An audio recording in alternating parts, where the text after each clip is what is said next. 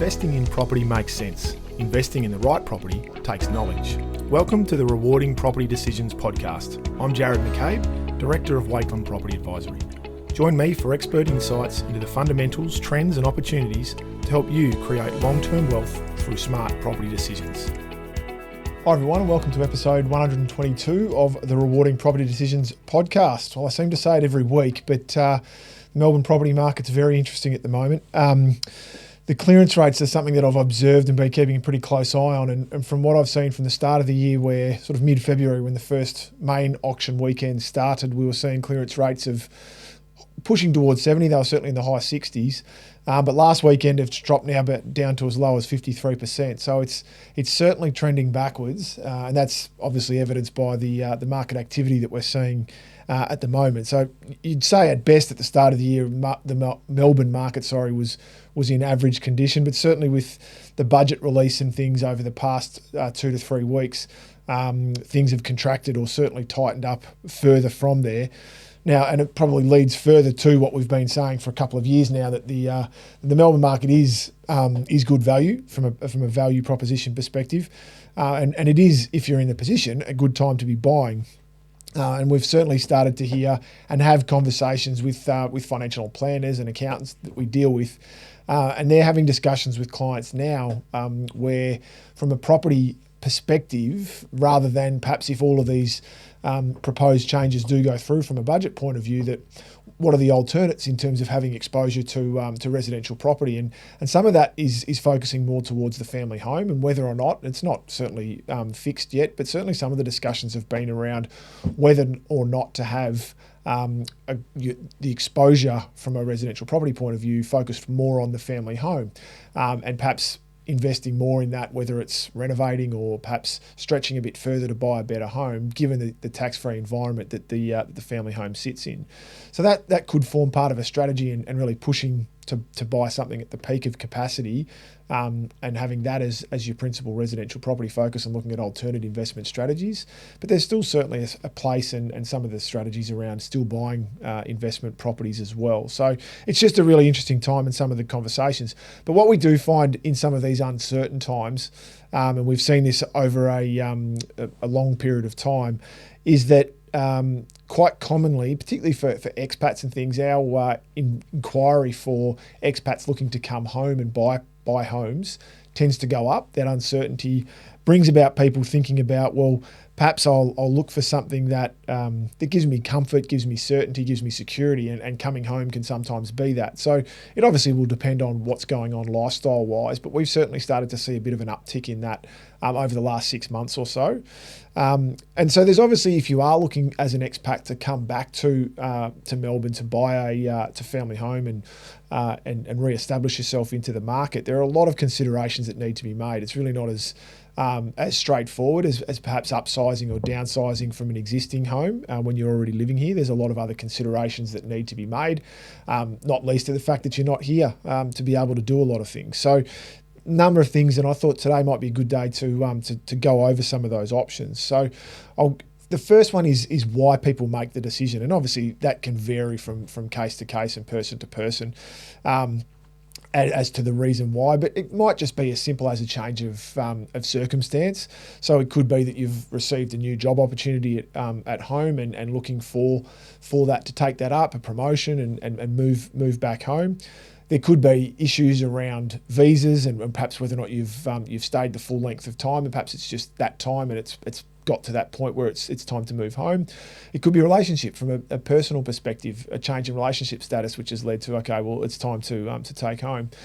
Other ones, and probably more common, is if you've been overseas for a while and started a family, is that quite commonly people would prefer or might like the idea of schooling their children back in Australia. So it gets to that point of, okay, the kids are getting closer to school age. Perhaps we need to start thinking and making the decision around moving home. So what do we need to take into account? So school locations, those sorts of things.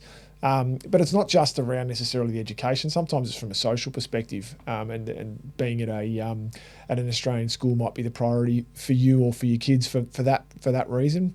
Sometimes it's other family members. So obviously, when you get to that point, there's aging parents and wanting to spend more time, perhaps support them given what they've probably supported you with over younger years. But also, if you do have kids, letting grandparents spend a lot of quality time with their grandchildren as well. But quite commonly also, it's just around familiarity and security, particularly if it is in an uncertain time, that people might prefer to have the certainty of living back home in the country they grew up in. The next one is, when does it happen? And this is a really important one. It's something that's vital to plan out as to when you want to do this and in terms of buying the property. And there are many things that you'll need to take into account if that's what you want to do. And it really depends on, in quite a lot of circumstances, why you're making the move. So do you have somewhere else to stay immediately? So when you're coming home, are you going to need to move straight into this new home, or are you going to rent for a period of time, or do you have a pre-existing home that you had before you left that you can move back into, or are you going to stay with friends or family? So planning around that, around where you will go immediately when you get back, is a really important part.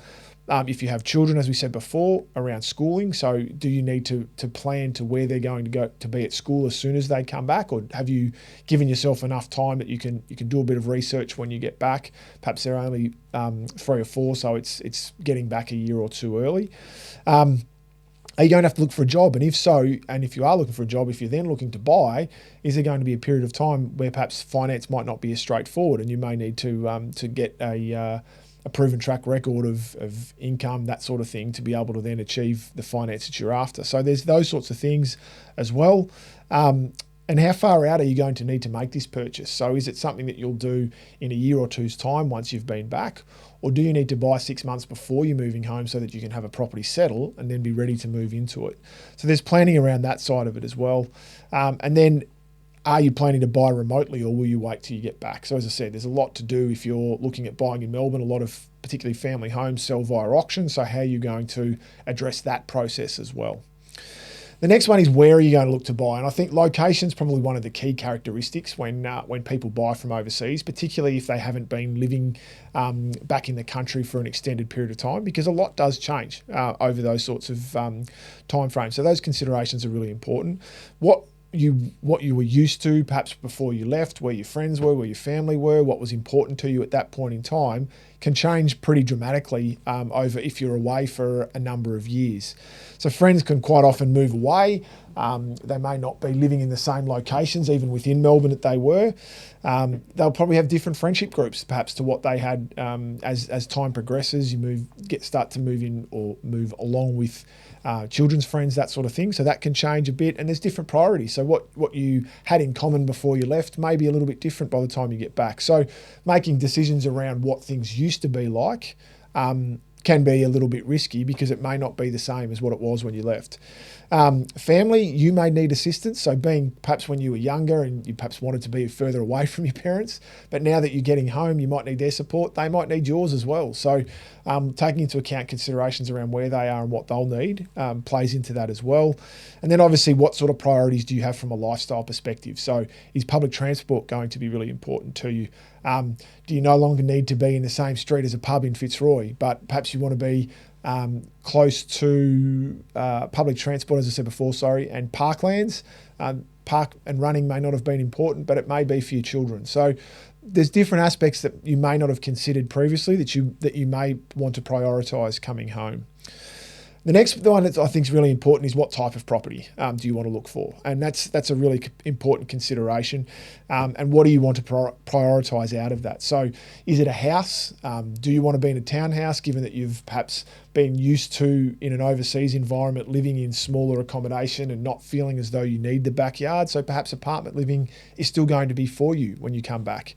But perhaps that's part of the reason, is that you're sick of that and now you do want the space. Is there a particular style of property? Do you love the Victorian style of some of Melbourne's inner city suburbs? Or would you prefer to have something that's cutting edge modern? So what's the style that's important to you? How much accommodation, bedrooms, bathrooms, multiple living zones, that sort of thing. As I said before, outdoor space, so a backyard, perhaps space to put in a pool or having a pool. And car parking is a really important thing, and you may not have considered that while you're overseas if perhaps you were living in a fairly busy city where it wasn't necessary to have one, but coming home you may want one or two cars, and therefore where are they going to be parked? So all these sorts of considerations come into play, and it's really important to get that pretty clear in your mind before you make these decisions, because it can be, what you don't want to do is outgrow a property, so you don't make the right decisions around size, or find that a year or two down the track that you've made the wrong decisions around asset selection, which then means you need to sell and buy again, and no one needs to pay any more stamp duty than they have to. And then how? And so how do you go about this buying process? And that's a really key component to this, I think.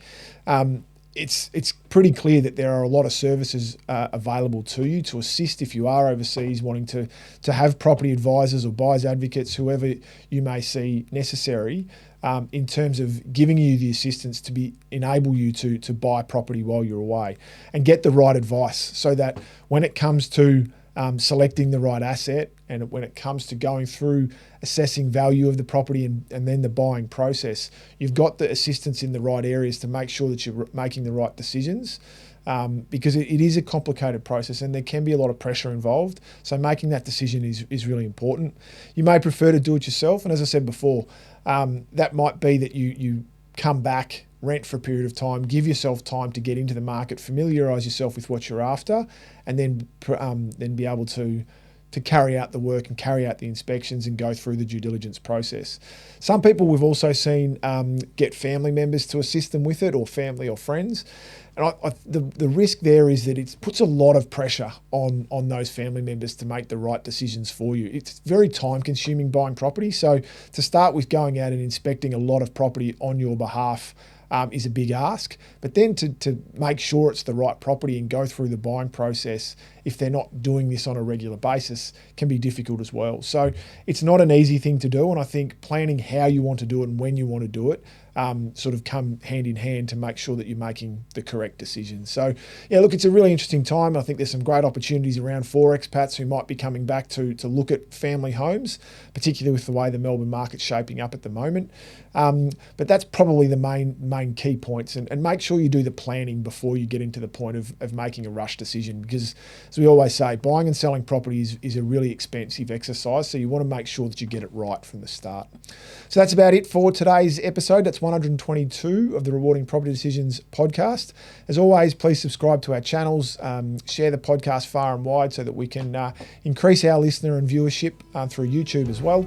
But otherwise, if you've got if you'd like further information, visit our website, wakeland.com.au. Otherwise, we wish you all the best with your property decisions.